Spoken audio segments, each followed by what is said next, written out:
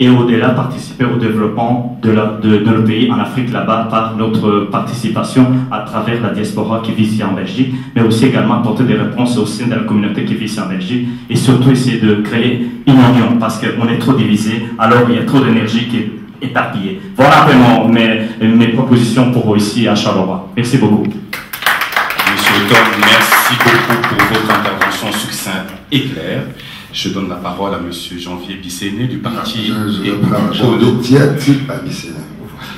Du parti Écolo. C'est vrai que j'ai entendu mes prédécesseurs, je crois entendre les présidents d'association. Je me suis inscrit en politique. En association, j'ai donné ma part. Je crois que les gens qui le font actuellement le font très bien, la preuve on est là. Et après quelques années, je pense que comme citoyen Carolo, je me remets comme citoyen Carolo parce qu'on se présente à la commune. On ne se présente pas comme membre d'une association pour la diversité. Il faut vraiment faire la distinction. On est de la diversité, oui, certainement, mais on rentre en politique pour entrer à la commune. Il ne faut pas se faire des faux fuyants. Personne n'ira à la commune un jour, si quelqu'un dit aider à aller au conseil communal, personne n'ira leur dire écoutez, non. Une injustice, c'est une injustice. Qu'elle soit dirigée envers les handicapés, les Albanais, c'est l'économie. Tout le monde qui est visé par une discrimination, c'est une discrimination. Je suis candidat parce que pendant des années, je pense que je peux porter le relais. Et je l'ai fait en tant qu'individu entre la population, les gens, vers les instances qui nous dirigent. Maintenant, si je suis en plus dans un conseil communal, je pense que je peux facilement passer le message des gens à la commune. Je suis là tous les jours, j'étais là avant. Dans cette méthode, j'ai amené les Lions indomptables de Cameroun, qui était l'équipe qui avait le meilleur joueur du monde à l'époque, jouer ici à Charleroi, alors qu'ils auraient pu aller à Bruxelles. Monsieur Van Koop Philippe, qui était chemin d'espoir à l'époque, m'a remis une médaille, la médaille de la ville de Charleroi. Parce que j'ai déplacé une des meilleures équipes du monde pour Charleroi. J'aime cette ville et je pense que je peux être le relais envers les gens, par rapport aux gens, et je l'ai souvent fait. Et le conseil communal, c'est porter les idées. Mon parti le fait déjà assez bien. Je pense que je peux être le relais pour ce parti, pour les gens et pour mon parti. Je vous remercie d'être là. Merci beaucoup, M. Janvier. Madame Roubanguinza, vous êtes également du CDH et c'est peut-être l'occasion pour moi également d'indiquer que c'est vrai que dans les candidats de la diversité qui sont là aujourd'hui avec nous, le CDH est relativement surreprésenté, mais c'est indépendant de notre volonté. Nous avons invité les candidats de la diversité de tous les partis et ceux qui sont ici, ce sont ceux qui ont répondu favorablement à notre invitation. Mais les mauvaises langues diront que la surreprésentation s'agissant de CDH est une habitude, mais ce sont des mauvaises langues. Madame Marie-Noël Roubanguinza, vous avez la parole. Bon, comme je l'ai dit avant, c'est après un constat, après plusieurs permanences, dans la, par rapport à mon emploi, je dû constater que beaucoup de jeunes de moins de 25 ans n'ont pas un niveau élevé d'éducation. Et par rapport au blocage qu'ils ont toujours quand ils arrivent ici, les primo arrivants quand ils arrivent ici, ils ont souvent des difficultés pour qu'ils puissent s'intégrer au niveau scolaire. Bon, je me suis décidé d'aller dans la politique, puisque par rapport au travail que je fais, de me focaliser surtout sur la formation des jeunes, de l'intégration, de leur intégration et leur valorisation, pour essayer un peu d'ouvrir, de leur ouvrir l'horizon, qu'ils puissent avoir des contacts avec d'autres personnes.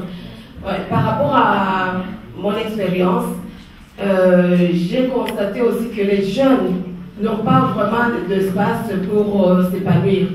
Ce qui fait que je me suis dit que pourquoi pas ne pas être dans les conseils et essayer un peu de créer des espaces d'épanouissement et de créativité pour les jeunes, là où ils vont se retrouver dans la convivialité et ils vont essayer un peu de faire des échanges entre eux pour qu'ils puissent se retrouver et ça puisse être une ouverture pour eux au niveau professionnel. Je vous remercie. Merci beaucoup.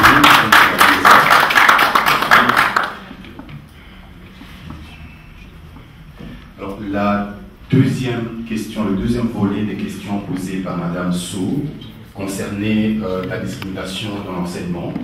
Madame Sow faisait mention du fait que des élèves issus des minorités ethniques étaient souvent le cas d'orientation vers des filières relativement faibles.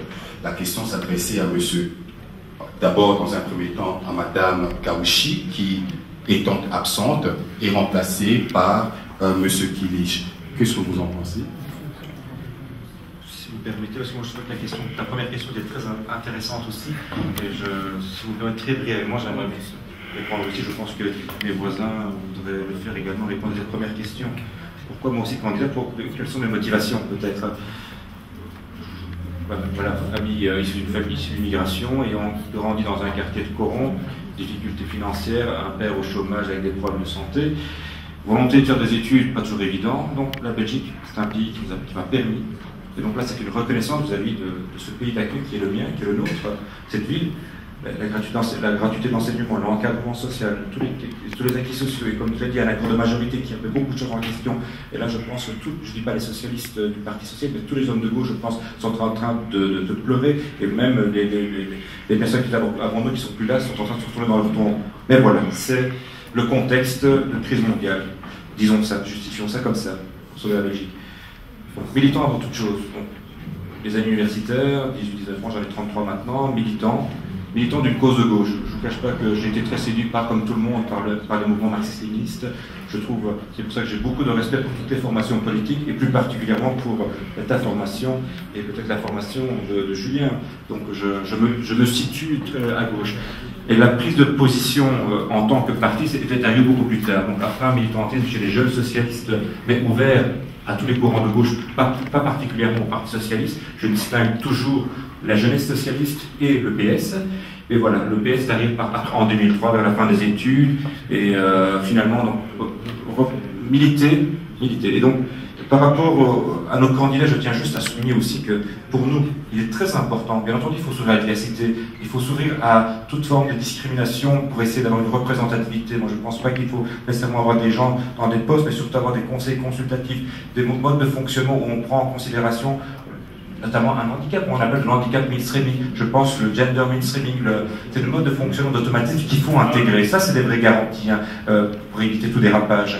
Mais il faut, nous, avant toute chose, ce qui est important, c'est qu'une personne soit tout d'abord militante. On ne peut pas s'ouvrir sans connaître, sans être très sûr que la personne chez nous est un militant. Donc, nous, on évite au maximum, nous avons 300 candidats pour 51 places.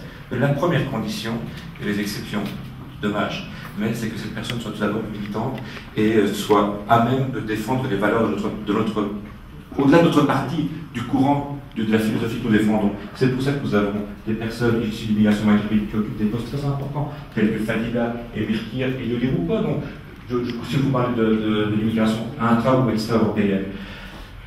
Par rapport à, maintenant, la deuxième question, si vous permettez. Voilà, l'enseignement. Je viens d'une culture où, avant d'arriver à l'université, mes parents me parlaient de médecine.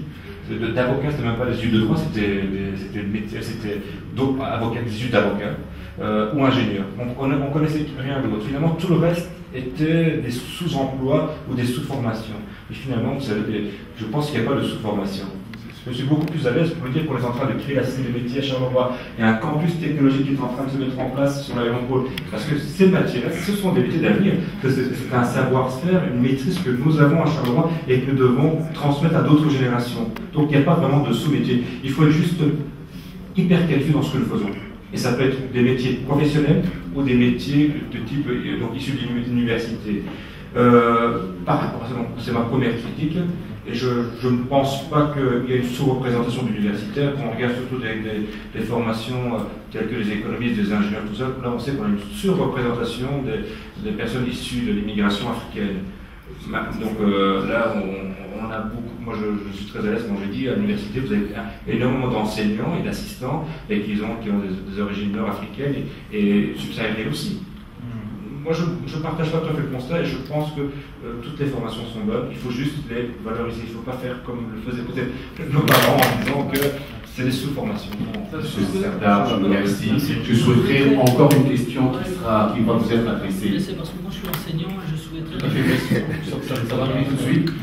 Juste une question de M. De Walk qui s'adresse aux intervenants des partis politiques. Il est parti. Je m'excuse parce que je dois partir, donc je n'aurai peut-être malheureusement pas l'occasion de vous entendre la réponse, mais je tiens d'abord à saluer le collectif, parce que je trouve que c'est très intéressant, mais je suis fort étonné de mettre tellement en avant la diversité comme un obstacle. Alors qu'on croit que la diversité devrait être beaucoup plus une chance inouïe que nous avons dans notre pays, d'avoir toutes ces approches différentes, toutes ces cultures différentes. Et je crois que la vraie question, la diversité, elle existe. C'est vrai qu'elle fait un problème. Mais essayons de mettre le doigt. Comment se dit que la diversité fait un problème et n'est pas vue comme une richesse? Donc moi, j'aurais bien voulu vous entendre là-dessus, mais je m'excuse. Mais de toute façon, on se verra. Le Bichard de Roi, vous aussi, donc nous nous pouvons. Mais si vous pouvez, si on pouvait réfléchir ensemble sur ces questions-là, je crois qu'on ferait avancer les choses publiques. Je vous remercie.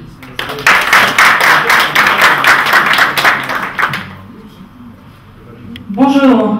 Voilà, je vais quand même me présenter 2 petites minutes parce que en fait j'ai demandé si je pouvais m'asseoir à la table, apparemment non, et je peux comprendre pourquoi, parce qu'on n'était pas, enfin j'étais pas au courant de ce qui allait se passer aujourd'hui exactement. Je suis venue avec mon président, donc Monsieur Mugimangango du PTB. Alors je suis enseignante, je suis algérienne. Mon papa est arrivé en Belgique dans les années, je pense, 50 pour travailler dans les mines. Le papa de mes enfants est congolais. Voilà, j'ai repris des études d'enseignante, j'avais plus ou moins 30 ans. Donc avant ça, j'ai fait plein de petits boulots parce que à part mes études secondaires, j'avais rien fait d'autre.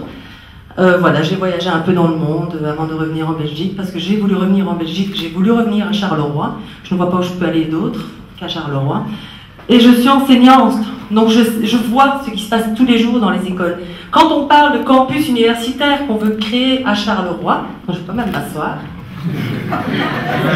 parce que je stresse un petit peu, alors, voilà, parce que je pense que j'ai ma place ici, le BTB a aussi sa place ici. La parité s'impose. Hein. Oui, donc je vous ai raconté un peu mon histoire aussi. Voilà, ça fait 6 ans que j'enseigne. Qu'est-ce que je disais? Oui, voilà. Donc j'ai entendu parler des fameux campus universitaires qu'on veut créer à Charleroi. Encore une fois, je travaille dans le secondaire inférieur, donc des enfants de, entre 12 et 14 ans. Et tous les jours, je me demande ce que je vais faire pour les aider. Je me demande quand est-ce qu'on va se décider enfin à les aider. Pourquoi voulez-vous créer un campus universitaire à Charleroi alors qu'il n'y a rien qui est mis en place pour aider ces enfants-là? Il y a un vrai problème. Chaque jour, je le vis, j'essaie de trouver des solutions, je n'en trouve pas. Parce que rien n'est mis en place, on ne nous donne pas d'aide, on nous donne des NTTP, donc ce sont des heures qu'on nous donne parce qu'on a tel type de population, parce que peut-être, on peut essayer d'avoir des heures par-ci, par-là, donc on chipote, c'est vraiment du chipotage qu'on fait avec l'enseignement. D'ailleurs, le 5 octobre, on a invité les représentants de partis politiques, donc les têtes de liste, et on voudrait les inviter donc dans l'enceinte de l'école, là où ils puissent voir dans quel état sont les écoles. Dans quel état sont les écoles. Non, communauté française, peu importe. La mienne est comme ça, et ça fait 6 ans que je suis là-dedans, 6 ans que rien ne bouge, 6 ans qu'il n'y a rien qui peut être mis en place parce que les enseignants essaient. Il n'y a vraiment rien qui peut être mis en place pour aider ces jeunes. Qu'est-ce qu'on peut faire?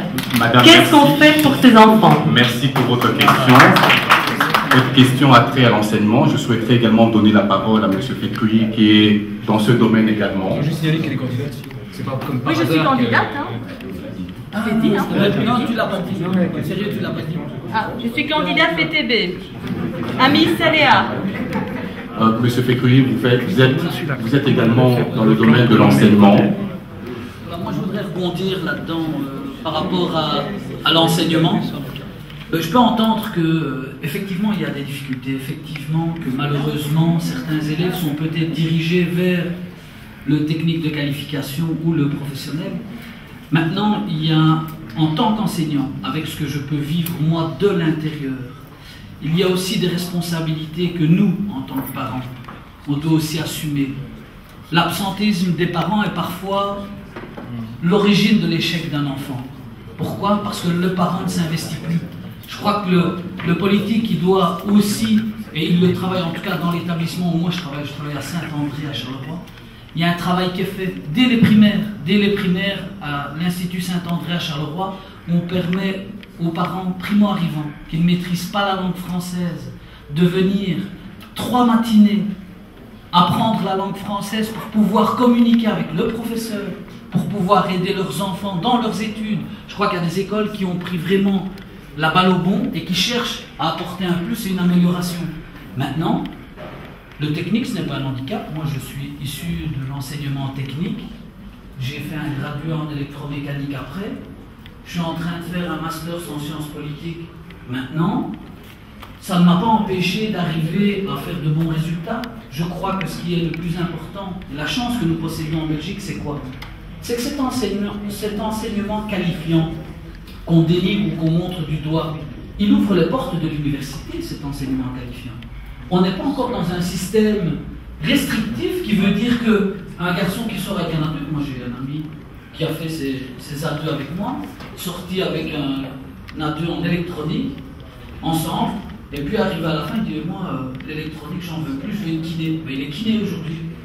On a cette chance-là, je pense que le courage permet aux enfants de réussir leur scolarité. Et autre chose, c'est que les parents, je pense que là il y a un travail qui est à faire sur les parents, un plus grand investissement vis-à-vis des enfants. Par contre, je vais rebondir sur la réaction de Saléa, c'est ça? Saléa. Oui, l'université, on en a besoin. Oui, il est important qu'à Charleroi, on ait ça. Parce que Charleroi, historiquement parlant, ne possédait pas d'université. Donc moi, je préfère avoir une université comme ça, pour que les jeunes qui sont dans des situations plus compliquées financièrement, parce que leurs parents n'ont pas forcément les moyens de les envoyer à Bruxelles, puissent avoir un relais sur Charleroi. Venir dire on va amputer Charleroi d'un élément positif, je pense que c'est contre-productif. Maintenant, effectivement, il y a un gros travail, et je pense que le travail, il est de la responsabilité du politique pour pouvoir apporter un plus, mais je crois que nous, dans la diversité, il y a un gros travail à faire auprès des parents pour qu'il y ait un véritable investissement dans la réussite de leurs enfants. Monsieur Makango, je suppose qu'on n'a pas répondu à la question de la dame. La question qu'elle a posée, on n'a pas répondu. Oui, mais justement, je suis bien d'accord avec... La question que la dame a posée. Oui, excusez-moi. Oui. S'agissant... Donc, si vous permettez... S'agissant de l'enseignement, M. Makango,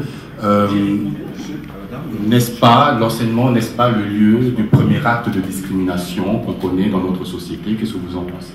Oui, tout à fait. Et donc, justement, moi j'ai aussi un peu l'impression qu'on contourne la question de Madame. Madame pose la question de savoir pourquoi les enfants primo-arrivants sont orientés, évidemment, contre leur gré, vers le technique et le professionnel. La réponse à cette question ne peut être le technique et le professionnel, c'est quand même pas mal. C'est pas ça la réponse. Donc évidemment, il y a un problème de discrimination dans le milieu scolaire, ça c'est tout à fait clair. Et donc, et là-dessus, il faut quand même se poser la question des mesures qu'on peut prendre pour empêcher cette discrimination. Donc, moi personnellement, j'ai vécu ça dans ma famille. Donc, j'ai un grand frère qui a fait des études professionnelles de cuisine. Ok. Donc, je suis très content d'avoir un grand frère cuisinier. Hein, on mange mieux, hein, c'est sûr. Donc, c'est toujours sympa. Mais est-ce que c'est ça que lui aurait voulu faire plus tard? Pas du tout.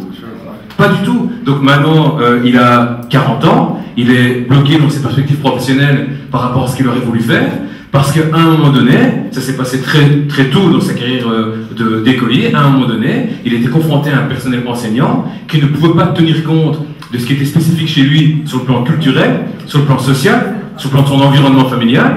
Ils n'ont pas tenu compte de ça, et donc ils l'ont orienté vers les études professionnelles. Et donc c'est encore pire quand on parle des MENA, donc des mineurs non accompagnés, donc ceux qui n'ont même pas de famille sur place pour finalement les aider, c'est encore pire, puisque eux sont ballottés d'institution en institution, et ces institutions, comme tout le reste, font face à la crise. On investit beaucoup moins dans les éducateurs, on investit beaucoup moins dans ces institutions, et donc finalement on se retrouve avec des familles qui ne connaissent pas forcément les us, les coutumes et les codes qu'il y a en Belgique, qui sont confrontés à cette machine de l'enseignement en Belgique et qui ne savent pas forcément quel choix faire. Par exemple, dans le cas de mon grand frère, ils ont eu l'accord de mes parents pour l'envoyer en professionnel de boulangerie.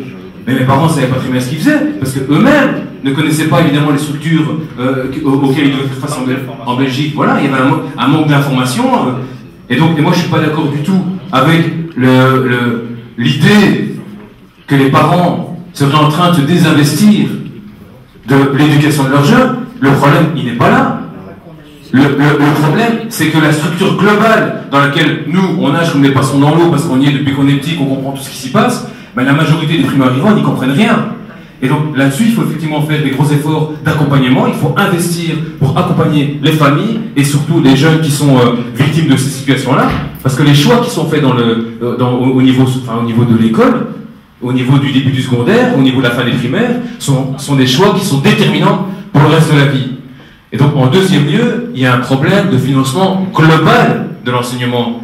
Donc je veux dire, si maintenant effectivement on pouvait avoir... Tout à l'heure, je voulais répondre sur quelque chose qui a été dit par une dame tantôt. Elle se posait la question, quelles sont les bonnes pratiques dans les autres communes qu'on pourrait appliquer à Charleroi? Eh bien, en l'occurrence, il y a une bonne pratique qu'on pourrait appliquer, c'est la médiation interculturelle de Namur. Donc, à Namur, il y a un service de médiation interculturelle. Ça veut dire qu'il y a un professeur qui est aux prises avec, par exemple, je sais pas, la culture rome, qui est très particulière, la culture tzigane, qui est très particulière. On a le cas au Roton, par exemple. Au Roton, il y a une famille de Roms qui ont inscrit leurs enfants. On sent bien que les personnes qui sont obligées de gérer avec eux, que ce soit les enseignants ou que ce soit ceux qui s'occupent de la garderie, ne comprennent rien du tout à la culture Rome comme moi. Donc, moi, j'y comprends rien non plus. Et donc là, ce serait effectivement intéressant de pouvoir faire appel à un service de médiation interculturelle pour gérer ce type de tension. Parce que moi, je ne suis pas trop d'accord avec M. Kilic qui dit on n'a rien à apprendre des autres. Non, c'est pas vrai. Les bonnes pratiques qui se passent dans les autres communes, elles sont très importantes. Et je veux d'ailleurs montrer positivement du doigt le rapport sur lequel je reviens que Maximine nous a envoyé hier ou avant-hier. Dans ce rapport, par exemple, il y a 18 propositions. À la fin de cette... Enfin, je te vole peut-être ce que tu allais dire. Donc, il y a 18 propositions. À la fin de ces 18 propositions, ce qui est intéressant, c'est qu'à chaque fois, les communes qui l'ont appliqué. Donc, par exemple, on a parlé tantôt de l'accueil des étrangers. Eh ben, dans une ville qui s'appelle As, eh ben, ils ont travaillé sur l'accueil des étrangers. Donc, on pourrait très bien apprendre ce qu'ils ont fait bien là-bas. Le problème, c'est qu'au bas de ces 18 propositions, pour aucune proposition, il y a Charleroi. Pour aucune. Donc, pour aucune proposition, il y a Charleroi comme étant l'exemple d'une bonne pratique au niveau de l'accueil des étrangers et de la gestion de la population des primo-arrivants à des étrangers en Belgique. Et donc là, on a un sérieux problème. On peut tourner autour du problème, on peut faire comme s'il n'existait pas, mais on a un problème qu'on doit absolument résoudre. Monsieur Germain, merci beaucoup. Sur le sujet de l'enseignement, Madame Kabingi, le constat, êtes-vous d'abord d'accord avec le constat qui est posé s'agissant d'une éventuelle discrimination en termes d'orientation des élèves issus des minorités ethniques, et qu'en pense le MR sur ce sujet de manière pratique? Effectivement, le fait qu'on soulève le problème de l'enseignement, de la diversité d'ailleurs, souligne bien qu'il y a un problème, sinon on n'en parlerait pas.